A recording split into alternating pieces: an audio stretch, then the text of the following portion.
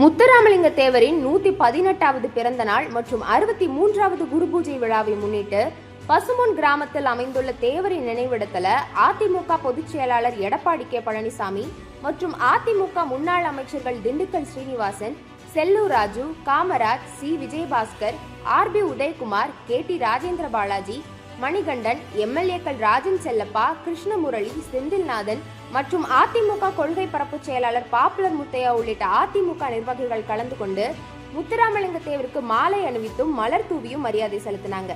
இதன் பிறகு செய்தியாளர்களை சந்திச்ச எடப்பாடியார் முத்துராமலிங்க தேவருக்கு அதிமுக சார்பில் சட்டமன்றத்துல திருவுருவப்படம், நந்தனத்துல முழு உருவச்சிலை, 15 கிலோ தங்க கவசம் இப்படி அதிமுக செய்த மரியாதையை நினைவு கூர்ந்து பேசினாரு.